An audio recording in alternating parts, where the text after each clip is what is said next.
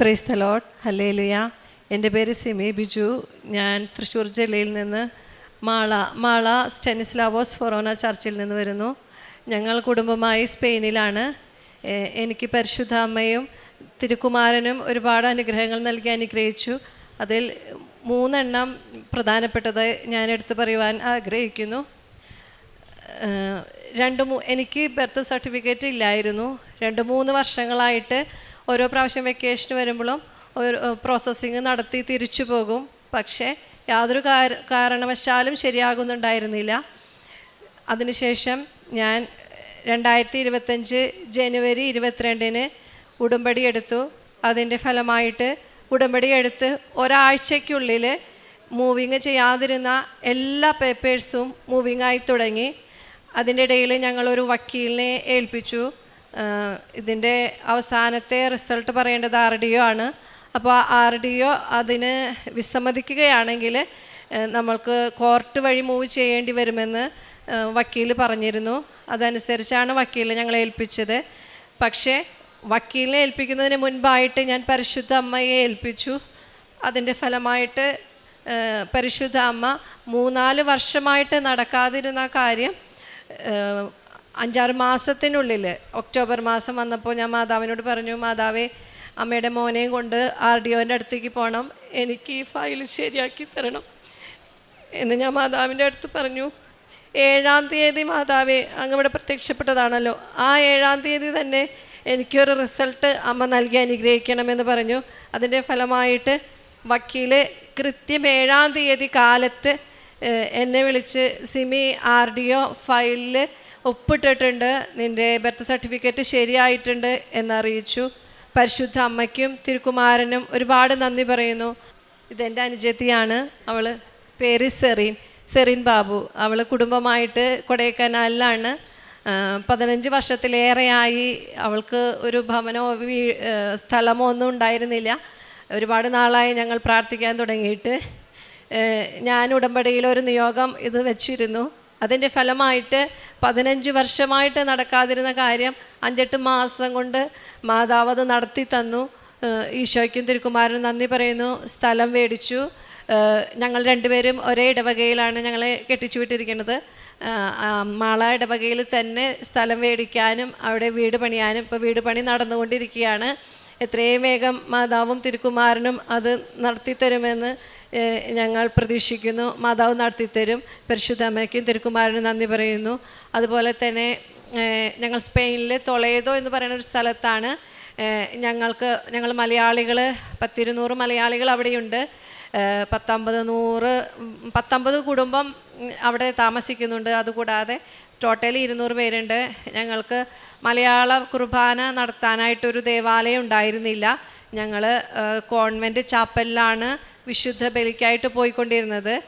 അതിനായിട്ട് മാഡ്രിഡ് എന്ന് പറയുന്ന സ്ഥലത്ത് നിന്നാണ് വൈദികർ വിശുദ്ധ കുർബാന അർപ്പിക്കുവാനായിട്ട് വന്നുകൊണ്ടിരുന്നത്. കൊറോണ വന്നതോടുകൂടി ഞങ്ങൾക്ക് കോൺവെൻറ്റ് ചാപ്പലിൽ വിശുദ്ധ ബലി അർപ്പിക്കൽ തടസ്സപ്പെട്ടു. പിന്നീട് ഞങ്ങളൊരു ദേവാലയത്തിന് വേണ്ടി പ്രാർത്ഥിച്ചു. ഞാൻ നിയോഗത്തിൽ എഴുതി വെച്ചായിരുന്നു. അതിൻ്റെ ഫലമായിട്ട് ദേവാലയം ഞങ്ങൾക്ക് അവിടുത്തെ സ്പാനിഷ് ടൊളേദോയിലെ മെത്രാൻ ഞങ്ങൾക്ക് ഒരു ദേവാലയം പൂർണ്ണ സ്വാതന്ത്ര്യത്തോടു കൂടി ഉപയോഗിക്കുവാനായിട്ട് ഞങ്ങൾക്ക് അനുവദിച്ചു തന്നു.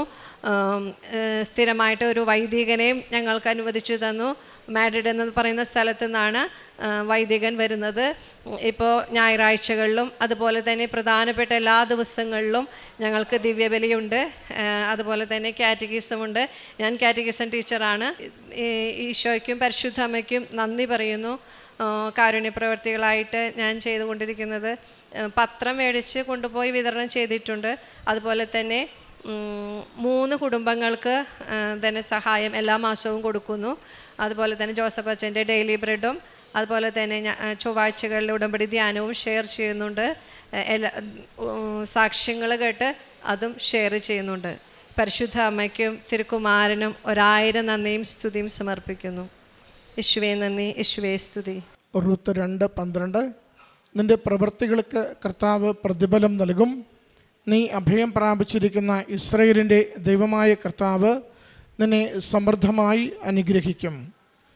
സിമി ബിജു എന്ന ഈ സഹോദരി തൻ്റെ ജീവിതത്തിൽ നേരിട്ട ഒരു പ്രതിസന്ധിയിലാണ് കൃപാസന മാതാവിൻ്റെ അരികിൽ ഉടമ്പടിയെടുത്ത് ജീവിച്ചു തുടങ്ങിയത്.